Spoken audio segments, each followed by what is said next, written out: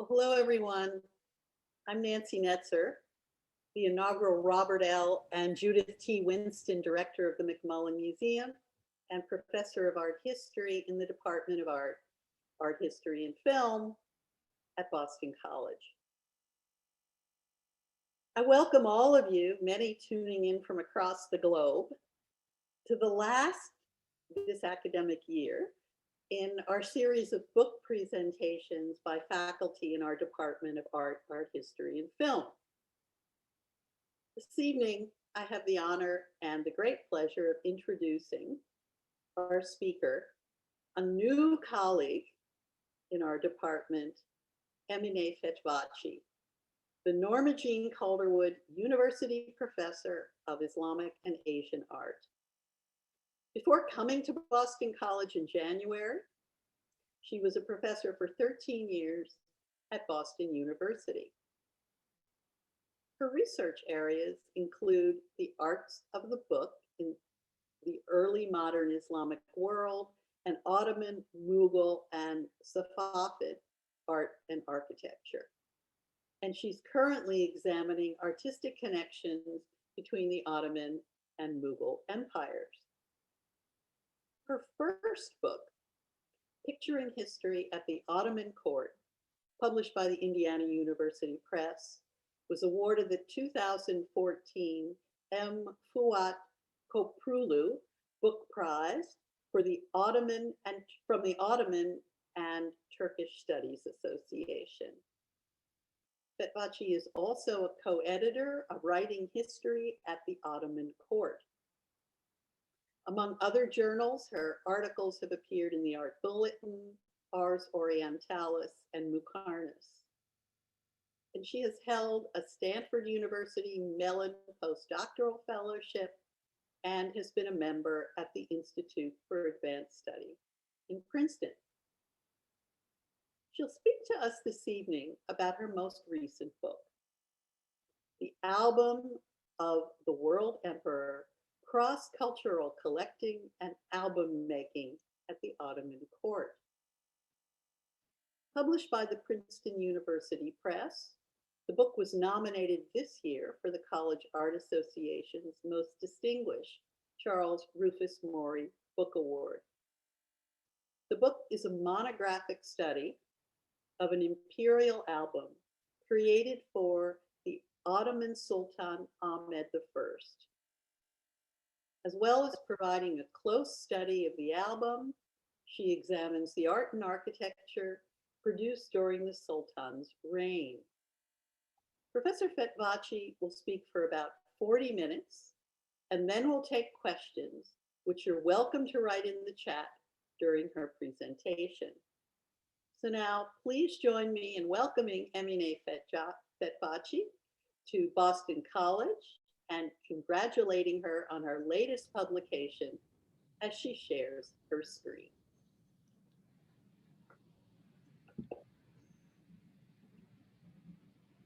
Okay. Thank you very much for that kind introduction, Nancy, and thank you very much for the invitation to speak. And I'd also like to thank Rachel Chamberlain for the invitation and for the organization and her masterful planning of all of these. So thank you. So let me start. Museum audiences are probably familiar with Ottoman art of the 16th century. The Iznik plates and the wall tiles, the silks and the velvets as the ones you see on the screen. This characteristic floral visual idiom was developed during the second half of the 16th century, a period of consolidation and self-definition for the Ottoman Empire. Also at this time, literature and history came to be written in Ottoman Turkish rather than Persian, and local inflections could be detected everywhere, not only in the visual arts, but in most aspects of cultural expression, from law to cuisine. These 16th century examples very much condition our expectation of what Ottoman art is, and this is no coincidence. They were created with the express purpose of defining an imperial tradition. Similarly, the illustrated manuscripts produced in the last quarter of the 16th century present an unchanging, ever-present Ottoman imperial order. These majestic works defined once and for all the ideal shape of the Ottoman court and dynasty. Yet, far from characterizing Ottoman production in the long run, the tradition of illustrating dynastic histories came to an abrupt halt in the first quarter of the 17th century. Artistic attention turned to occult books and compilations of popular stories, such as the ones you see on the screen. On the left, I'm showing you an image from a manuscript prepared for Ahmed I, the same Sultan whose album I'm examining in my book. And actually, both of these were made for him. The image on the left is from a work titled The Key to Esoteric Knowledge. And this is one of the illustrations of the signs of the apocalypse. It shows Jesus descending onto a minaret, the easternmost minaret of the Great Mosque of Damascus. And on the right, the Falname, or the Book of Auguries, a fortune-telling book that was prepared for the same Sultan. And one of the auguries you see is the Virgin and Child. Albums, which collected single-sheet images and calligraphies, became even more popular, and album making became a practice shared by courtly and urban patrons in the 17th century. Albums made at the palace functioned in similar ways to imperial treasuries. They served as depositories of curiosities and marvels, and attested to the collecting abilities and the global reach of powerful rulers. These composite artworks came to replace illustrated histories as the preferred format for eulogizing the ruler and for imperial propaganda. A stunning example, compiled for the Sultan Ahmed I, who reigned between 1603 and 1617, by his courtier Kalender Paşa, soon after 1612, is the focus of my book and is the album that you see on the screen right now. Today, I want to share with you some of the lessons I learned from examining this album in detail. Obviously, I won't be able to cover everything that I discuss in the book, and I won't be able to show you all of the folios of the album, but I'm hoping that I'll give you a sense of the kinds of issues that my book engages with. The album's title, inscribed on the first page, which you can see on the right-hand side, and I'm hoping you can see my cursor, introduces some of the main concerns of the album maker and his patron. The inscription, the white inscription on gold, is translated as Album of the World Emperor Sultan Ahmed I. May God perpetuate his kingdom until doomsday. Amen. It makes a claim to world rule and expresses hope that Ahmed's reign will be eternal. Pointed as they are, however, these are not the only claims advanced by the Album of the World Emperor.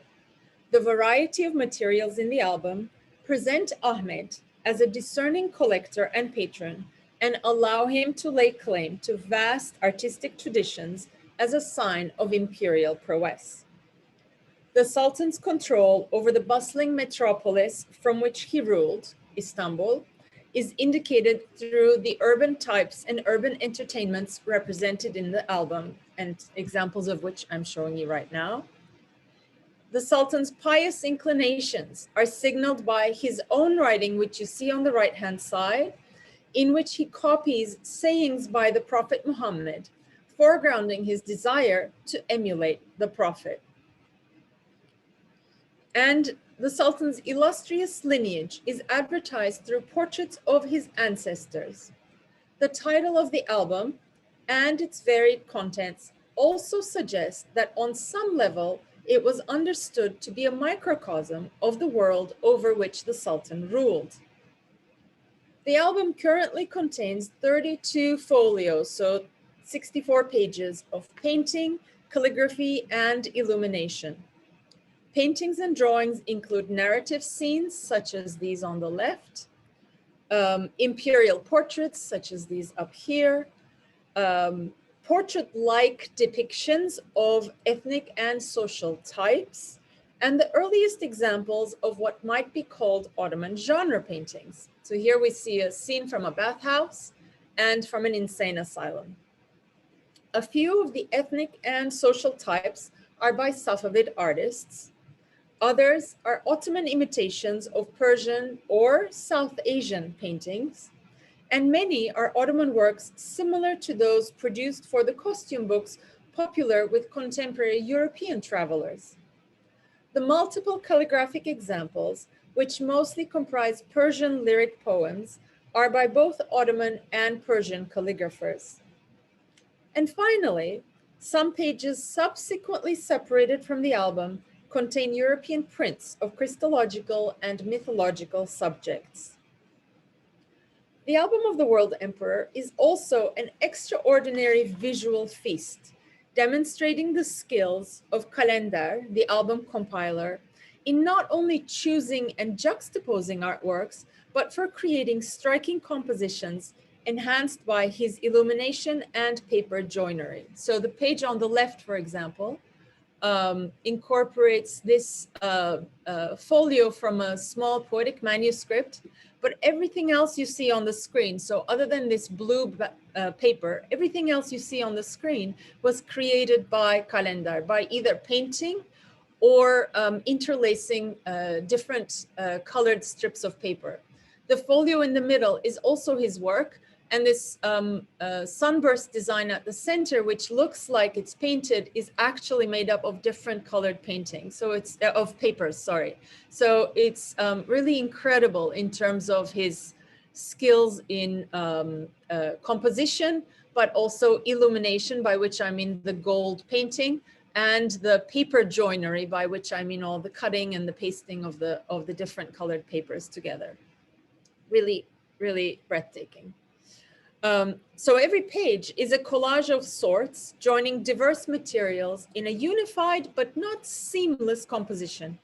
On the contrary, the seams are highlighted by Kalender's handiwork.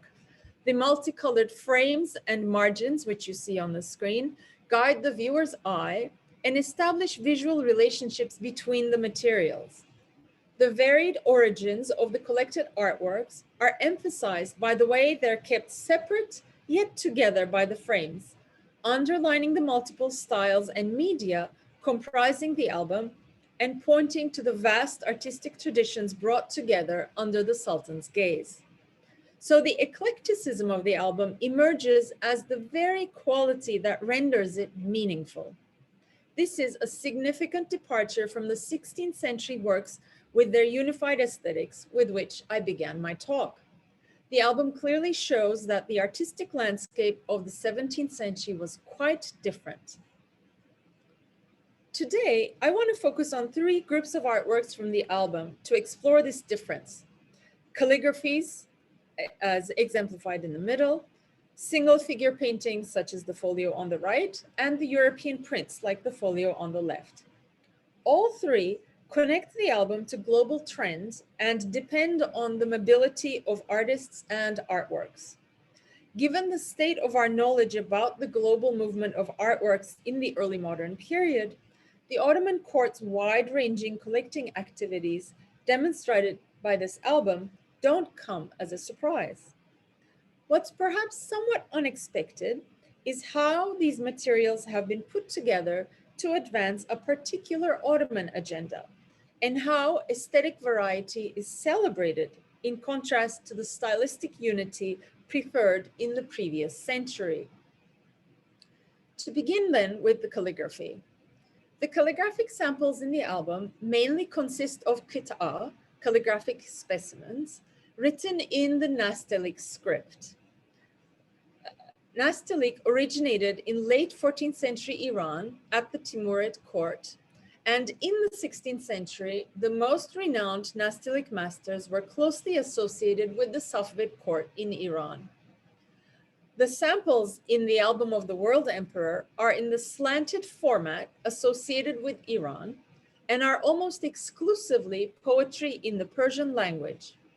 Thus, by virtue of their language, their selected script, nastiliq, which by script in Islamic studies, basically I'm referring to something like a font on your computer, but a bit more developed than that.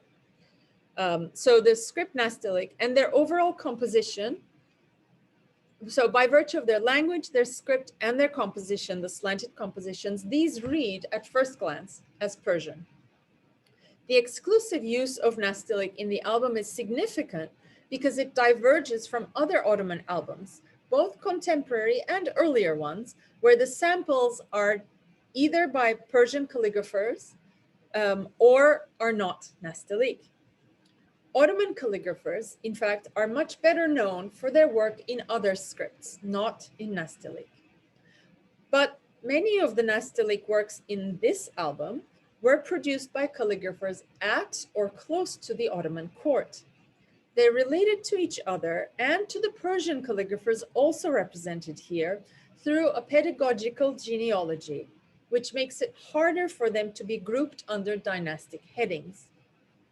These figures were part of a trans-imperial network and learned from each other's work or went to study with each other across political borders. Continuity between Persian and Ottoman calligraphers is indicated with great emphasis on folio 22b. The sample on the left in this brownish color is actually a cutout calligraphy by an Ottoman calligrapher named Mevlevi Rumi, as we understand from his signature here at the bottom of the panel, following these two horizontal lines of poetry. But directly above these horizontal lines are four slanted lines with a signature. And the signature reads Fakir Ali, which is the signature of the renowned calligrapher Mir Ali of Herat, a nastaliq master from Persian lands who died in 1544. Mevlevi Rumi, who signed his work at the bottom here, has taken a calligraphy sample by Mir Ali and executed it in cutout. So what you see, so this white or this lighter color that you see is not ink, but it's actually paper of a different color. And so as you can see, it's been cut out and pasted here.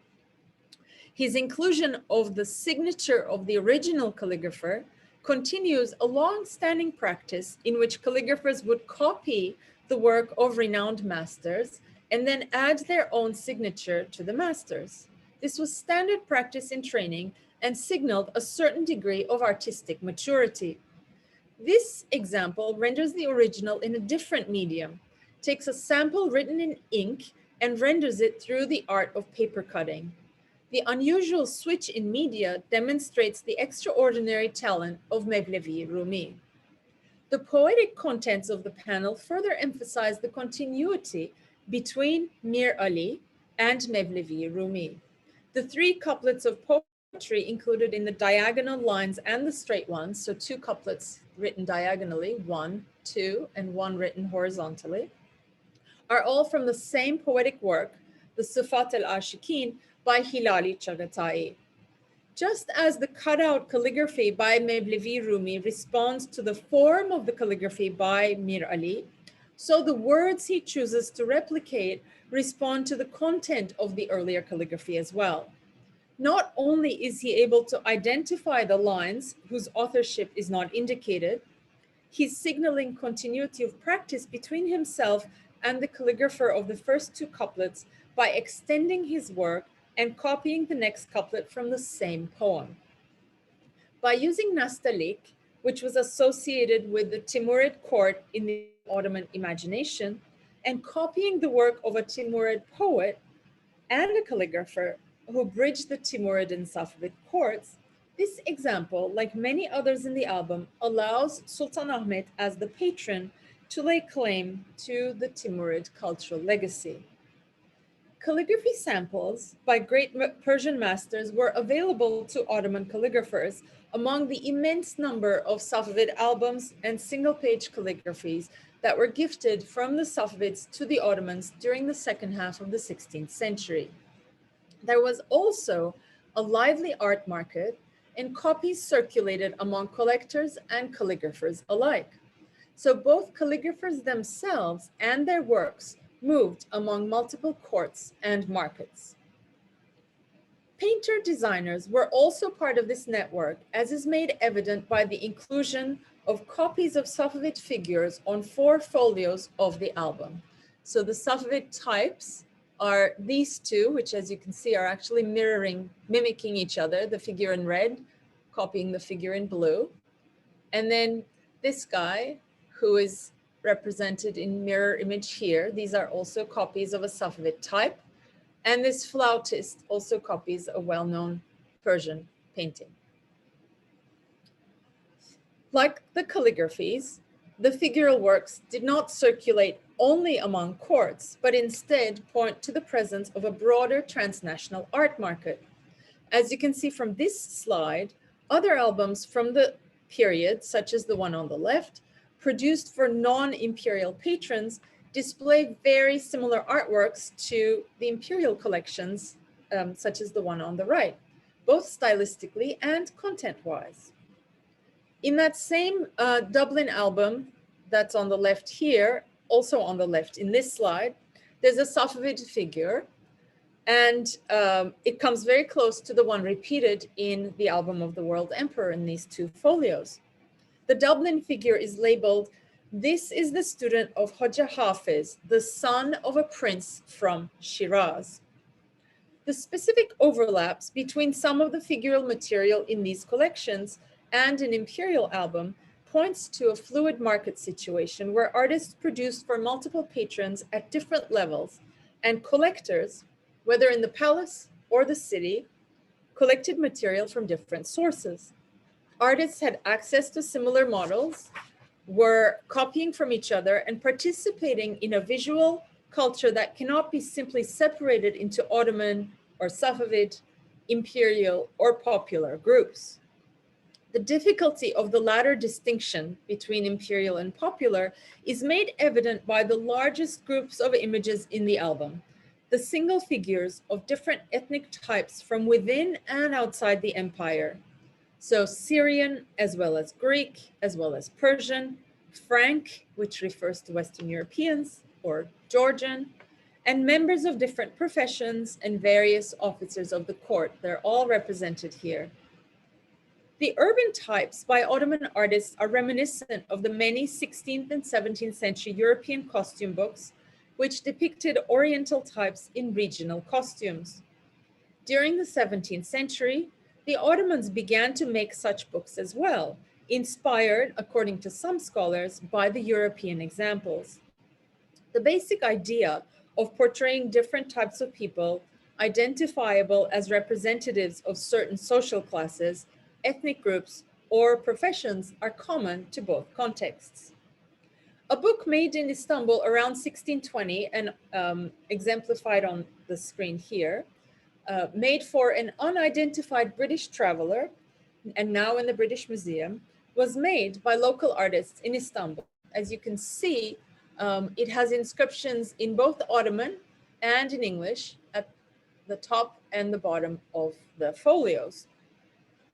It contains 124 paintings, including portraits of sultans, like Sultan Osman here on the left, and high-ranking officials, as well as images of various figures representing a variety of ethnic, social, and occupational groups. There are significant correspondences between this book, The Habits of the Grand Signor's Court, and the Album of the World Emperor. So look at this Circassian boy in blue and this figure here, and check out also the dervish here and in the upper right corner. Likewise, the figure labeled Uçkuru elinde, or her belt in her hands, from the British Museum is repeated on folio 15A of our album. And here you can see these 2 figures and the page here. So there are many other such correspondences. These figures are depicted in the same style with similar colors, poses, and attributes.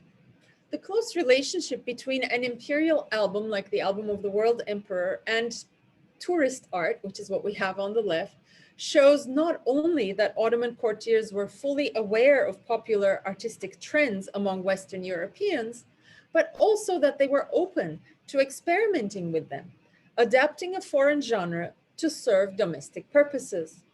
One of the reasons why the European model was interesting was because of the shared value of costume and social order.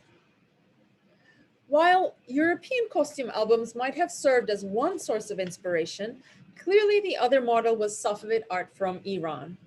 In Safavid Iran at the turn of the century, single-page paintings depicting various types were among the most popular works of art produced for the court and for a broader clientele.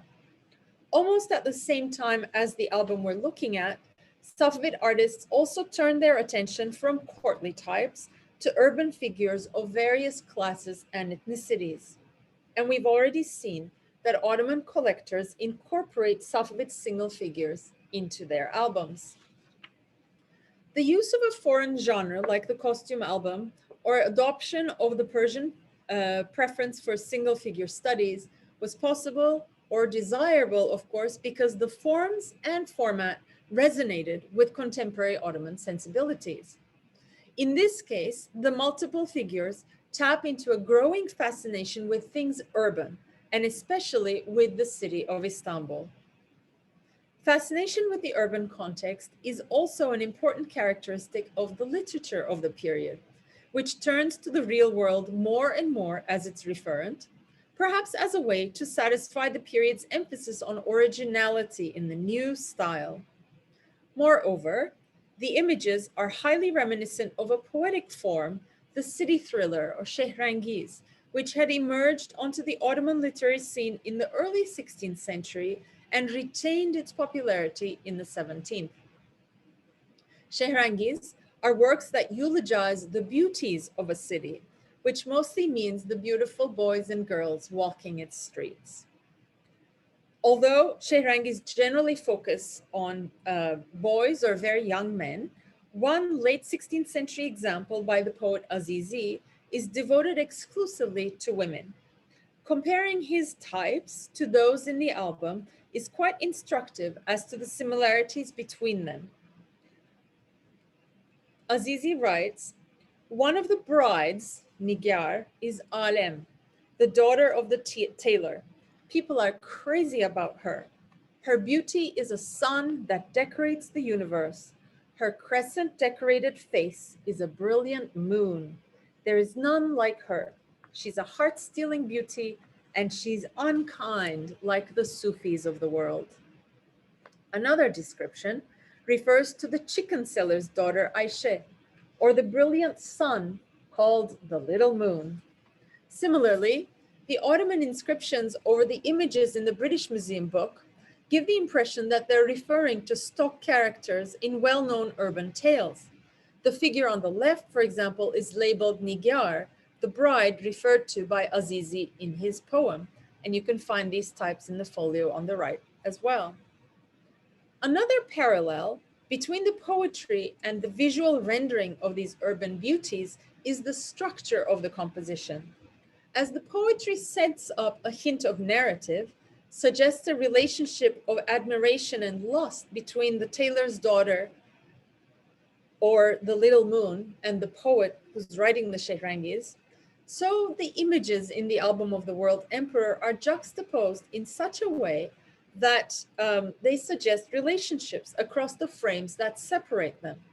This is rather different than the European costume albums that represent Ottoman types one by one without a framing narrative suggestion, which is what we have in the British Museum book. Indeed, the composition and the relationship set up by it, where the emphasis is on the costume on the left, and in the Album of the Emperor, the emphasis, I think, is on the people.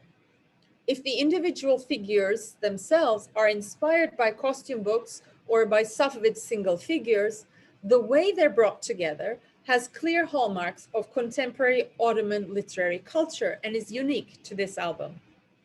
Moreover, These ethnic and social types draw out astonishment at the multiplicity of individuals in the Ottoman Empire and indirectly praise the Sultan who presides over this bewildering mass of people. With their variety, they stand in for a world empire, suggesting Ahmed's reign is universal, hence the title of the album of the world emperor. Very humble. Finally, the European prints. Currently severed from the album, the 4 folios with European prints were later incorporated into an album created in the late 19th or the early 20th century and now owned by the Metropolitan Museum of Art and called the Bellini Album. All the prints on the Met folios dates from the late 16th or the early 17th century and come from a variety of Western European urban centers, Rome being the most frequent origin. Given the trade treaties signed by the Ottomans and the English, the French, the Spanish Habsburgs, and the Dutch during the reign of Ahmed I, the prints could have easily been diplomatic gifts. But their subject matter makes this unlikely. The open market in Istanbul is actually a more plausible source for them. There was a considerable community of Christians living in and trading in or traveling through Istanbul in the 16th and 17th centuries, especially after the commerce treaties I just mentioned. And some of these prints may simply have been bought on the streets of the city. To add to the possibilities, the Jesuit order, the source of European imagery in other Islamic contexts too, set up their first mission in Istanbul in 1608. So by the end of the 16th century, and certainly by the 1610s when our album was put together, prints were no longer the rare commodity that they had once been. Printmakers represented on these folios, figures such as Martin de Vos, Cornelius Cort, Giovanni Orlandi, and Georg Wins, were all successful printers whose works were widely available in Europe and beyond for private devotion, for entertainment, and for collection. The different prints in the Bellini pages were collected because they relate to the concerns of the Ottoman court. They served as visual models for Ottoman apocalyptic and occult projects, such as the 2 that I showed you in the very beginning of my talk, as well as universal histories, which present the Ottoman dynasty as predestined to rule, carrying on the traditions of the Prophet Muhammad. I'm fairly certain that one of the sources for this 1583 Ottoman imperial image of the Ascension of Christ, which you see on the right, was the print that we see on the left, the print that was in the album of the World Emperor. Or the book of auguries that Kalender, the album maker, prepared for Ahmed a few years earlier, drew its Mary and Child image from a print very similar to that incorporated into the album of the World Emperor.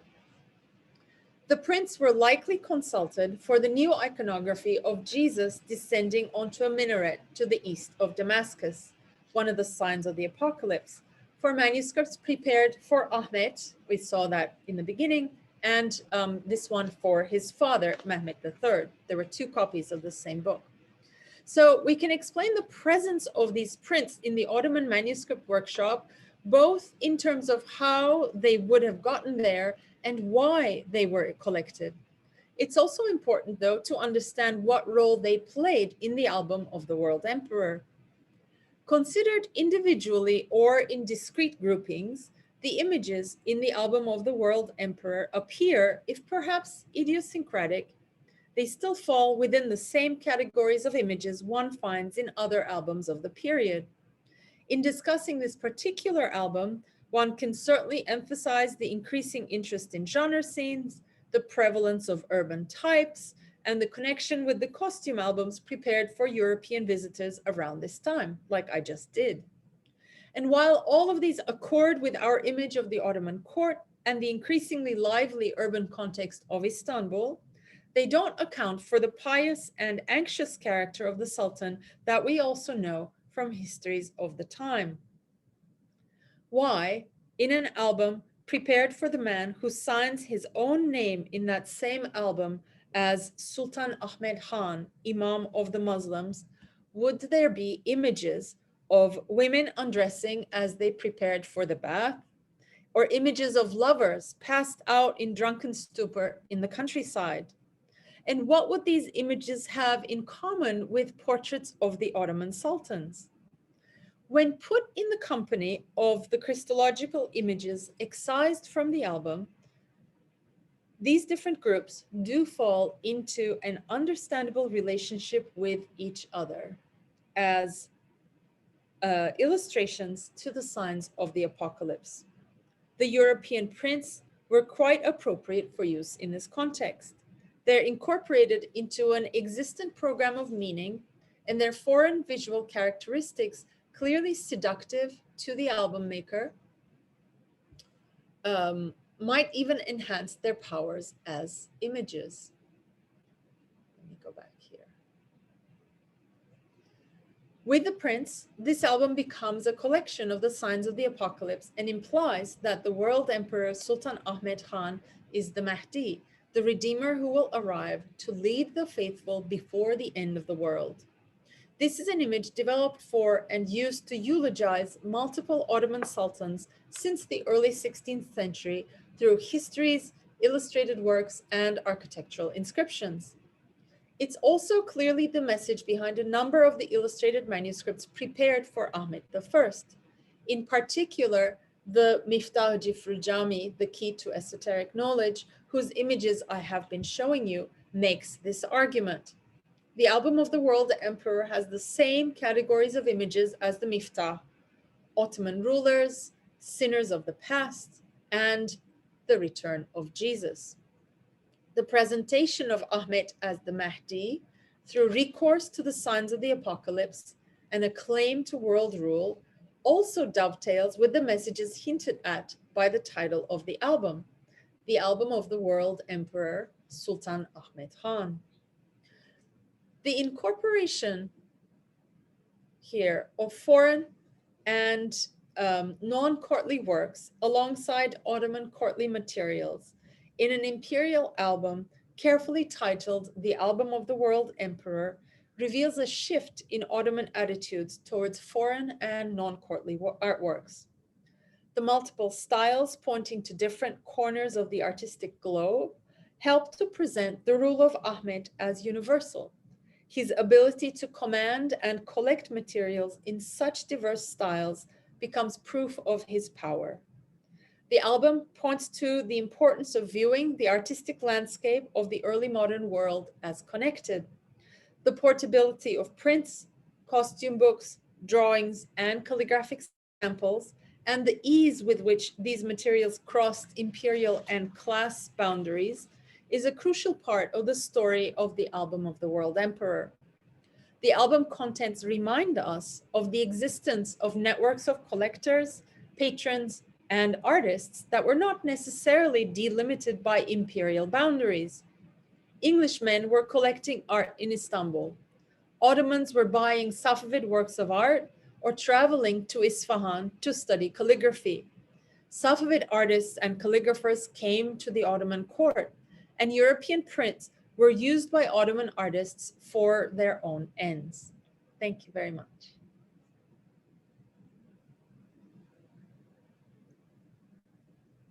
Well, thank you so much, Emine, for unpacking for us how this wonderful album was put together to make this claim to world rule by Ahmed I, and how the illustrations to signs of the apocalypse fit into this. And I'm hoping people will have a number of questions, but I'd like to sort of start it off by asking you to comment, if you will, about why do you think the prints were severed from the album in the 19th century, and what did that do to the importance of the message of the album? Thank you, Nancy. That's a great question. And it's a difficult one to answer, and one I've been thinking about, for a long time. So my suspicion is that these folios were severed at a time when, first of all, notions of what Ottoman art was had changed. And also there was, at the turn of the 19th and early 20th century, the materials in the Ottoman treasury, and this is one of the objects from the treasury, were housed in a palace that was no longer actively being used. And members of the palace, core, whether it's servants or sometimes inhabitants of the palace, were sometimes selling artworks in order to make money for themselves. And they were doing this in a surreptitious way. I should also add that this album was rebound this album and a few others were rebound in the 19th century. So during the course of that rebinding, some of the folios might have come out. I suspect that the ones with prints were taken out because, for two reasons. One, because they didn't accord with 19th century notions of what Ottoman imperial art should be. And they were probably also thought to be attractive to European buyers, who were mostly the people buying artworks that came out of the treasury. But I have no way of actually proving or knowing this, but this is just my sentiment. And when these images are taken out of the album, the message of the Redeemer, the Sultan Ahmed being the Mahdi, is weakened significantly. So, of course, as soon as Ahmed died and someone replaced him on the throne, it was clear that he was not the Redeemer. He was just one sultan among many. And so by the time we got to the 19th century, this message was also probably not one that was current at the Ottoman court, and it wasn't one that was current with the way the ruler was presented. So it was an outmoded way to present the ruler, perhaps didn't resonate with those looking at the album. It's also done in a very subtle way, and it's one of the multiple messages in the album. So yeah, so these are some of the explanations that I have, but I don't have a clear and easy answer. And did people always know that there was this Bellini album and that the two were related? Or was that at the So the Bellini album is the name given to the album in the Met because the person who sold it, the person who created this album is a Swedish art dealer, F.R. Martin, active in the 19-teens, I think. And he in two publications, he writes about having bought an album, which he calls the Bellini album, from an Ottoman gentleman. And it's called the Bellini album because one of the images that used to be in it was thought to be, but was not actually, but was thought to be by Gentile Bellini, who had come to the Ottoman court in the 15th century. So it's a very sort of complex network. So Martin sells the album to a collector, and eventually it ends up in the Kevorkian collection. And Kevorkian's artworks were sold in 1961, I think. Right. Sotheby's, and the Met bought it. Yeah, and the Met bought it from them. Wonderful, thank you. Well, there are a number of questions here in the chat. One from Valerie. Do these concentric circles possess any symbolic significance related to the text at the center of the folio with multiple round medallions? This must be a question that came in to one, in connection to one of the early. Let me go back and show you so actually the text on that folio is the first folio of a Persian literary work, and the concentric circles here to me are most reminiscent of the way the stars, the sort of the celestial sphere and the earthly sphere are depicted in contemporary Ottoman manuscripts like the Zübdetü Tevari. So it's mostly a way, I think, to sort of destabilize your eye, but as does the margin too, with its slanted imagery. Yeah, it doesn't directly relate to the text. And actually, if you, I can't see the other questions here, but I know Stephanie had one, and so let me just. Oh, now I can get them. Okay. Okay. Here we are. Stephanie says that you've beautifully illuminated the complexity and interrelationship of the images, text, and content. And she's wondering if you could talk about how this really complex object was used. Do you have ideas about how a reader or viewer knew how to approach it? Thank you, Stephanie, for that question.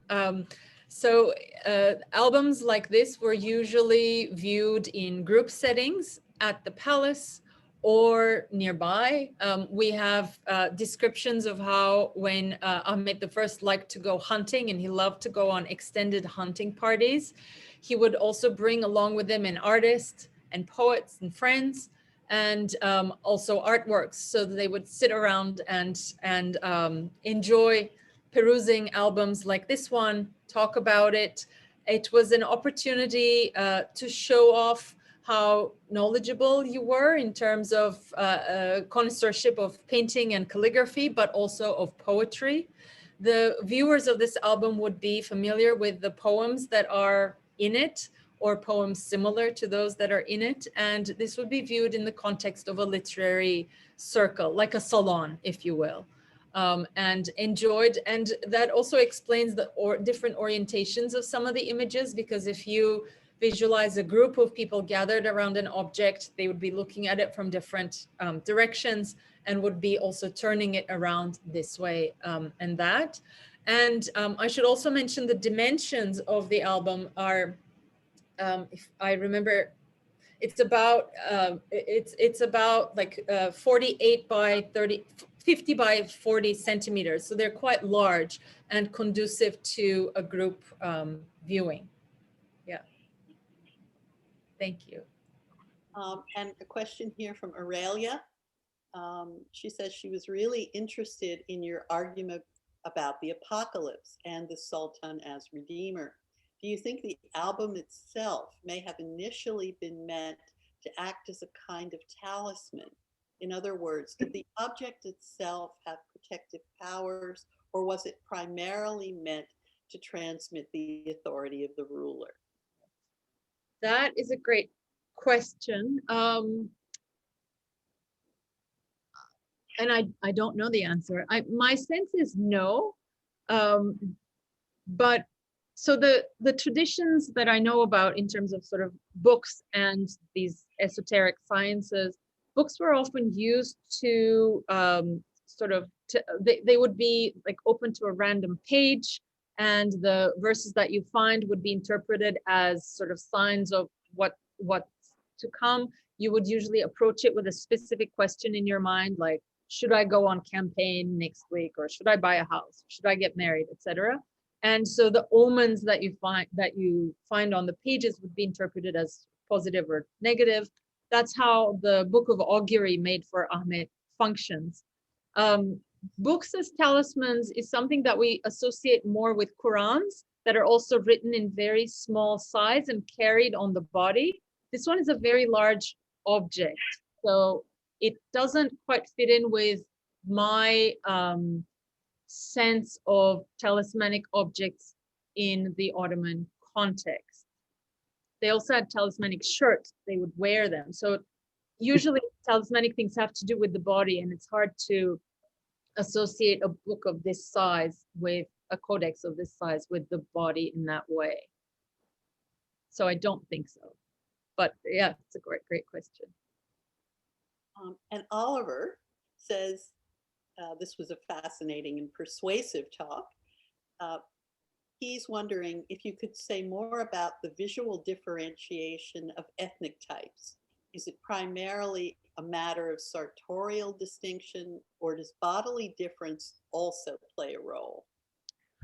Thank you, Oliver, for that great question. It's mostly what they're wearing, except in the case of Africans, who are mostly Ethiopians. Then their skin is depicted in a different tone.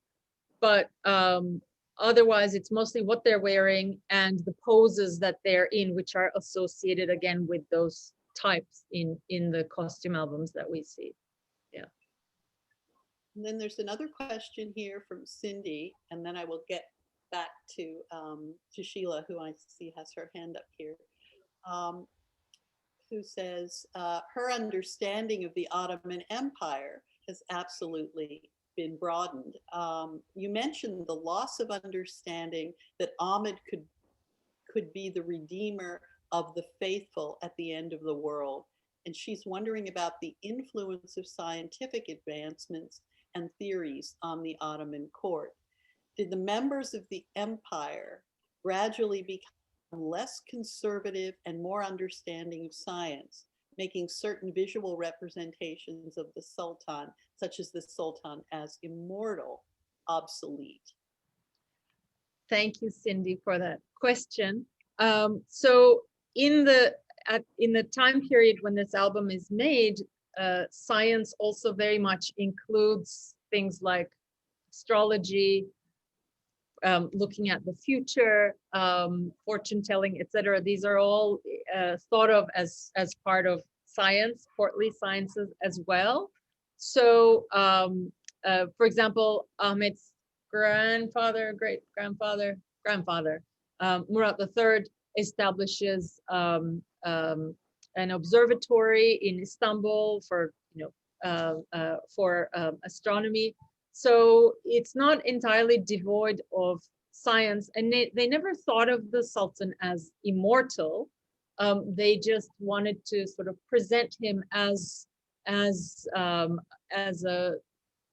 they wanted to present his image as closely linked to the Prophet and as closely linked to this idea of the Mahdi. I don't think anyone thought of, nobody thought of him as immortal, but there was in the both in Europe and the Ottoman Empire and in the Islamic world, around the year 1500 and soon after, there were apocalyptic expectations among all of these people, right? The end of the world was coming, and there was this very strong sense that one of the faiths, whether it's Christianity or Islam, would triumph over the other.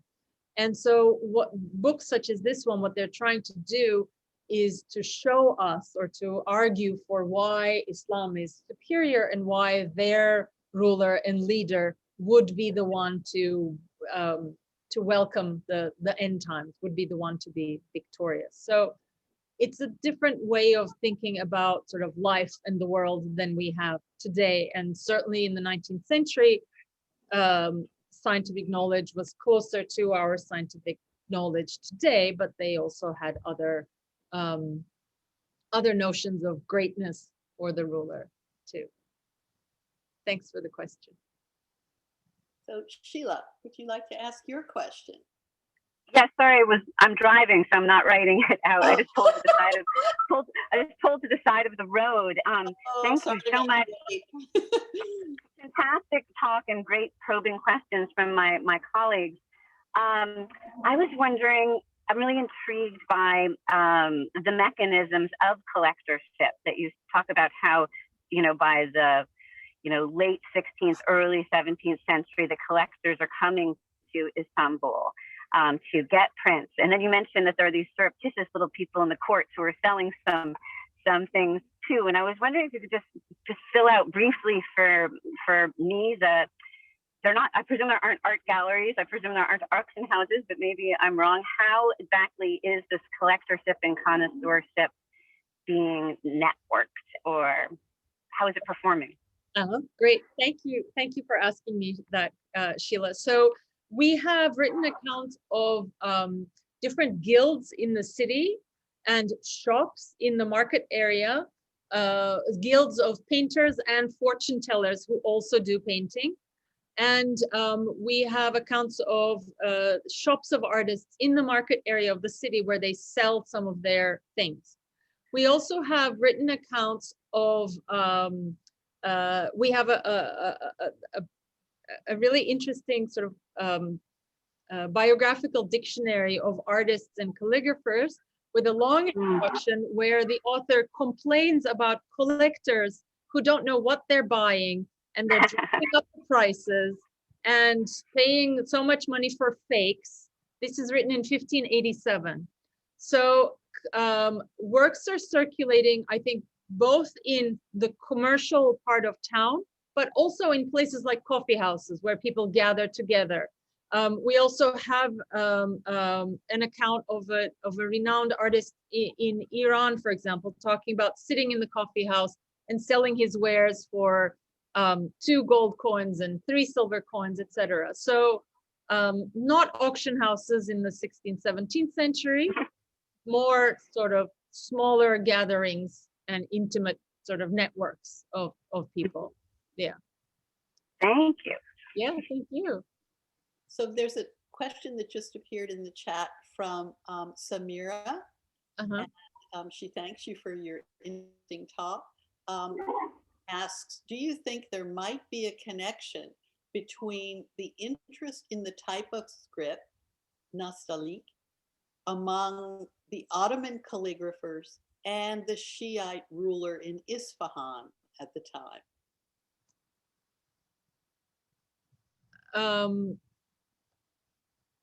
So the nastaliq script is very popular in Isfahan at the time, yes, but it's also popular beforehand. It's developed, as I was saying, in the late 14th century, early 15th century at the Timurid court. And the Timurids are a Central Asian dynasty that lasted until 1507. And Timurid lands were partly taken over by the Safavids. So some of these artists, calligraphers who are renowned for their nastaliq, start to work for the Safavids. And the Ottomans and Safavids are constantly engaging in either war or peace, diplomatic treaties, merchants going back and forth. So there's a lot of interaction between the two. And so Safavid calligraphies are being sent, and other artworks are sent as gifts to the Ottoman court. So there's a lot of connection and a lot of sort of back and forth between the Shiite Safavids and the Sunni Ottomans. And in fact, at times of war, the number of artworks that seem to cross borders goes up rather than down. So it's really interesting. War is good for commerce, which is not new. So thank you. Are there any more questions to be either put in the chat or asked directly here? And if not, I'm just gonna look on my screen to see if I see any hands up. No. If not, I think it remains for me to, oh, wait a minute. There's another question that just appeared from Emine. It's interesting that the Sultan Ahmed gave the impression of being the Al-Mahdi. A belief in Shiite tradition, Al-Mahdi is the present direct descendant, grandson of the Prophet Muhammad, who is currently in occultation. My question is, what prompted the belief of the end of times during the 15th century? And how was Sultan Ahmed able to persuade his empire that he was the redeemer when such a belief already existed?